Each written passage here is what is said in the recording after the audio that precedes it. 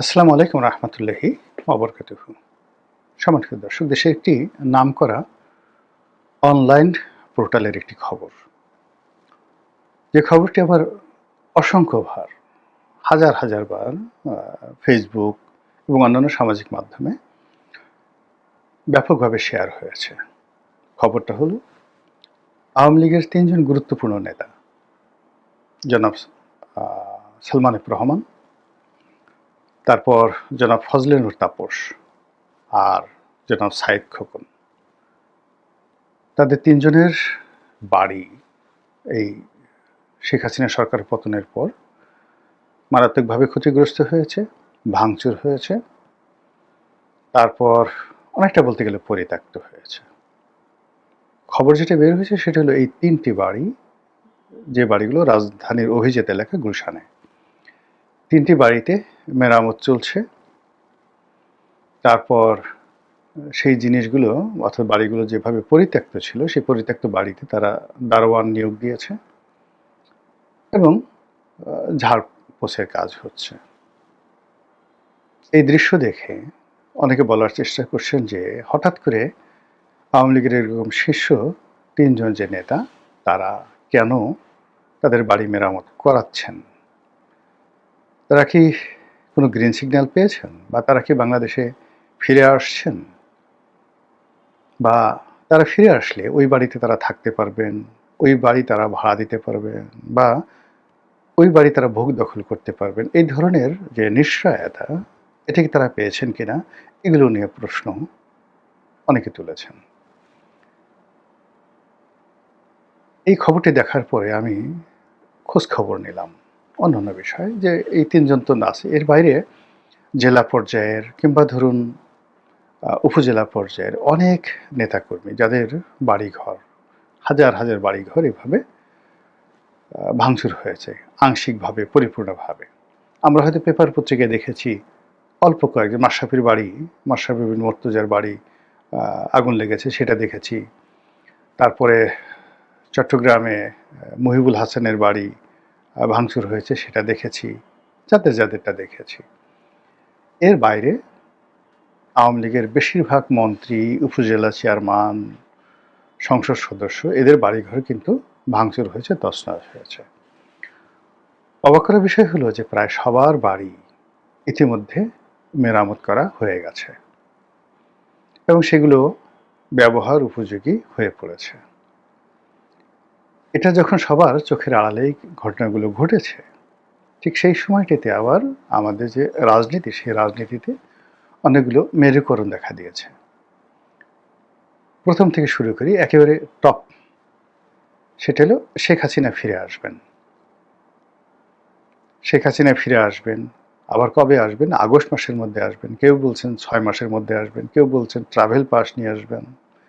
উনি অবশ্য বলেছেন যে আমি আসবো, আমার জন্য প্লেন পাঠিয়ে দিন। এটা আমি শুনেছি নিজ কানে, ওনার একটা অডিও, যদি সেটা এআই নির্ভর না হয়। এরপরে অন্যান্য যে সকল নেতা, যেমন বাহাউদ্দিন নাসিম, জাহাঙ্গীর কবির নানক থেকে শুরু করে যে সকল ওনার কাছাকাছি নেতৃবৃন্দ রয়েছেন, একমাত্র ওয়াদুল কাদের সাহেব ছাড়া গত এক সপ্তাহে প্রায় সবাই তারা তাদের যে ভিডিও ফুটেজ আছে সেখানে তারা বাণী দিয়েছেন, বক্তব্য দিয়েছেন যে আমরা আসছি। নেতাকর্মীদেরকে চাঙ্গা করার কথা বলছেন, তাদেরকে ঐক্যবদ্ধ হওয়ার কথা বলছেন এবং তাদেরকে বলছেন মানসিকভাবে প্রস্তুত থাকার জন্য যে কোনো সময় তারা আসবে। আওয়ামী লীগের যে সকল স্টার পলিটিশিয়ান আছেন, যারা মাসলম্যান হিসেবে পরিচিত, তারা ইতিমধ্যে, আমি কারো নাম বললাম না, এর কারণ হলো অনেকেই এখন এমন অবস্থা হয়ে গেছে যে কারো নাম বললে তারা খুশি হয় যে আমার নাম বলেছেন। তা আমি হয়তো দুজনের নাম বললাম, তিনজন, তৃতীয় ব্যক্তি তিনি হয়তো মনে মনে চিন্তা করলেন যে কেন আমার নাম বলা হলো না, আমি কি কোনো অংশে কম, আমার কি পেশি শক্তি নেই?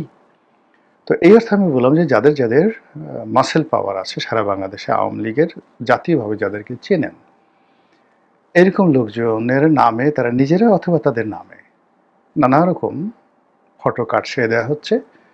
নেত্রীর নির্দেশ পাওয়া পর্যন্ত বা নির্দেশ দেওয়ার সঙ্গে সঙ্গে তোমরা সবাই এয়ারপোর্টে হাজির হবা।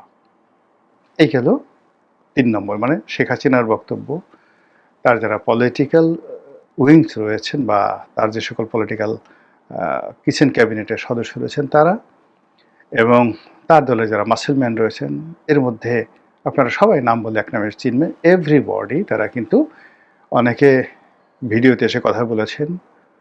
তাদের নেতাকর্মীরা তাদের নামে যে পেজ চালান সেই পেজ থেকে তাদেরকে তারা যে বানিয়ে দিয়েছেন সেখানে এই বক্তব্য যে আপনারা রেডি থাকেন, আমরা শক্তি প্রয়োগ করে রাজপথে নামব।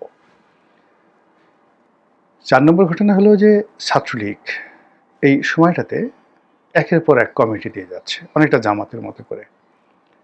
তারা কমিটি পুনর্গঠিত করছে, নতুন নতুন কমিটি দিচ্ছে, এবং সেই সকল কমিটির কারা সভাপতি সেক্রেটারি হলেন সেটা আবার ইন্টারনেটে চলে আসছে এবং আমরা সেটা দেখতে পাচ্ছি। সরকার নাকে তেল দিয়ে ঘুমাচ্ছেন, অথবা সরকার is not in a position, মানে এখানে সরকারের কোনো ক্ষমতাই নাই যে এই জায়গাগুলোতে তারা একটু খোঁচা মারবেন। গেল ছাত্রলীগের ঘটনা। এর বাইরে যারা পত্রপত্রিকা আছেন, টকশোতে আছেন, আমাদের মতো লোকজন যারা যাচ্ছেন, এই লোকজন সহ যারা ধরেন আমলা, কামলা, কূটনীতিবিদ, জেনারেল, মোরাললেস মিডিয়ার সঙ্গে যাদের সম্পৃক্ততা রয়েছে, গত 2 মাস ধরে প্রায় সবাই আওয়ামী লীগ ফিরে আসবে, আওয়ামী লীগকে নিষিদ্ধ করা ঠিক হয়নি, এবং শেখ হাসিনার গুণগান করে তারা সবাই বক্তব্য দিচ্ছেন। এবং এখন এমন একটা অবস্থা হয়ে গেছে, অদ্ভুত ঘটনা, যে সরকারের বয়স 100 দিনও হয়নি, এরই মধ্যে সালাউদ্দিন সাহেবকে একটা গালি না দিলে, তারেক রহমান সাহেবকে একটা গালি না দিলে, বিএনপিকে চাঁদাবাজ না বললে কেউ আপনার কথা শুনবে না।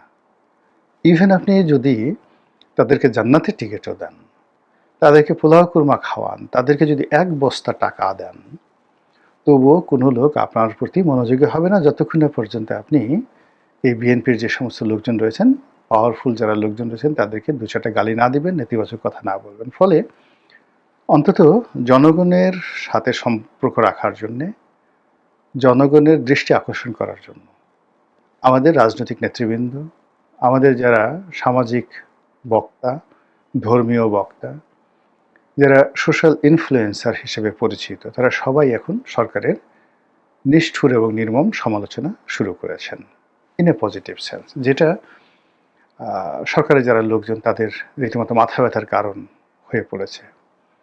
সরকারের তথ্যমন্ত্রী, সরকারের স্বরাষ্ট্রমন্ত্রী, তারা বলার চেষ্টা করছেন যে বাক স্বাধীনতা মানেই কাউকে নিষ্ঠুরভাবে আক্রমণ করা নয়, বাক স্বাধীনতা মানেই কাউকে সমালোচনা করা নয়, সেটার একটা লিমিটেশন থাকা উচিত, এবং সেটার একটা বাধ্যবাধকতা থাকা উচিত বা আছে। এর বাইরে গেলে এটা ক্রিমিনাল অফেন্স বা ফৌজদারি অপরাধ হিসেবে গণ্য হবে। তো আমাদের দেশে ক্রিমিনাল প্রসিডিউর কোড বা ফৌজদারি কার্যবিধি, এটা কি বলে মোরাললে যারা আইন সংক্রান্ত তারা সবাই জানে, কিন্তু সরকার এখন আওয়ামী লীগের ভাষায় সেই কথাগুলো বলার চেষ্টা করছে, এরশাদের ভাষায় কথা বলার চেষ্টা করছে। কেউ কেউ এই সরকারকে নব্য ফ্যাসিবাদ, নব্য স্বৈরাচার বলার চেষ্টা করছে খুব অল্প সময়ের মধ্যে।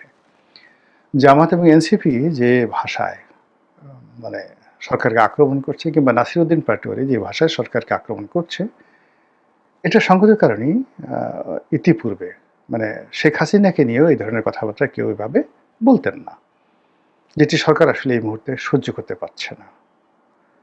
আর সরকার যখনই এরকম একটা অবস্থার মধ্যে পড়েছেন, অস্বস্তির মধ্যে পড়েছেন, ঠিক সেই সময়টাতে আওয়ামী লীগের যারা নেতাকর্মী তারা বাংলাদেশে ঢুকে পড়ার, বাংলাদেশে আসার, আত্মসমর্পণ করার, অনেকে শেখ হাসিনার সঙ্গে আসার, অনেকে শেখ হাসিনার আগে পরে আসার তারা ঘোষণা দিয়ে বসেছেন। আমার একজন সাংবাদিক হিসেবে, একজন রাজনৈতিক বিশ্লেষক হিসেবে, কিংবা ধরুন একজন সাধারণ আমজনতা হিসেবে আমি যতটুকু খোঁজখবর রাখি, যেহেতু একটা সময় আওয়ামী লীগ করেছি, আওয়ামী লীগের সংসদ সদস্য ছিলাম, সংগতির কারণে 300 জন যারা আওয়ামী লীগের টপ লিডার, বা ধরুন আওয়ামী লীগের 3000 টপ লিডার যারা আছে, তাদের সঙ্গে তো সবার সঙ্গেই অন্ততপক্ষে 25 থেকে 30 বছরের সম্পর্ক।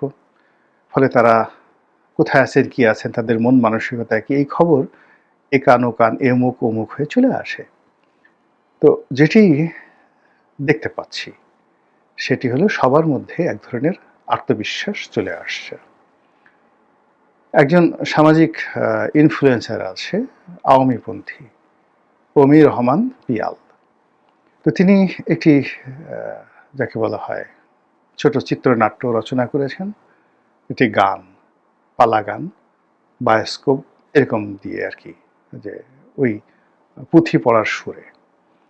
এবং এটা সেই হাম নিয়ে, ডক্টর মোহাম্মদ ইউনূসের বদনাম নিয়ে এতটা জনপ্রিয় হয়ে পড়েছে যে এখন রীতিমতো অমির রহমান পিয়াল বাংলাদেশে বিখ্যাত চলচ্চিত্র পরিচালক খানাতা, জহির রায়হান কিংবা আলমগীর কবির ঠিক ওই পর্যায়ে আওয়ামী লীগের যারা নেতাকর্মী রয়েছেন তাদের কাছে এই ছোট্ট একটা গান, ২-৩ মিনিটের এরকম একটা গান, সেই গানের কারণে তিনি বিখ্যাত হয়ে গেছেন, যে ওই শিশুদের হাম নিয়ে যে গানটা রচনা করেছেন।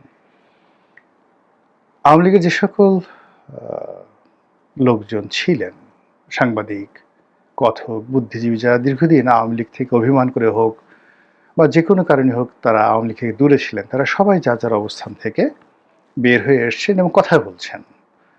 কারো কারো কথা তো মানে অসাধারণ, যাকে বলা হয় ইনফ্লুয়েন্স তৈরি করছে, এবং তারা বিদেশ থেকে বলছেন, এবং তাদের কথাবার্তা শুনে আপনার মনেই হবে না যে তারা কোনো সময় আওয়ামী লীগ করতেন বা কথাগুলো আওয়ামী লীগের পক্ষে বলছেন।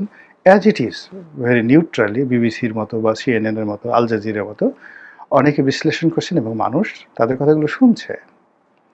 তো সব মিলিয়ে মনে হচ্ছে যে বাংলাদেশের রাজনীতিতে আওয়ামী লীগ কিছু একটা করতে যাচ্ছে এবং আওয়ামী লীগ কিছু একটা ঘটাতে চাচ্ছে, এবং সম্ভবত আমাদের যে রাজনৈতিক অঙ্গন, সেই রাজনৈতিক অঙ্গন আওয়ামী লীগের জন্য একটা ক্ষেত্র ইতিমধ্যে প্রস্তুত করে ফেলেছে, এবং তারই ধারাবাহিকতায় কাকতালীয় হলেও হতে পারে, কিন্তু এই যে আওয়ামী লীগের বিভিন্ন স্তরের নেতাদের যে বাড়িঘর যেগুলো ভেঙে ফেলা হয়েছিল সেগুলো যে মেরামত হচ্ছে, এর মধ্যে আপনি কোনো ইঙ্গিত খুঁজে পান কিনা। মহান আল্লাহ আমাদের সবাইকে হেদায়েত দান করুন এবং হেফাজত করুন। আসসালামু আলাইকুম ওয়া রাহমাতুল্লাহি ওয়া বারাকাতুহু।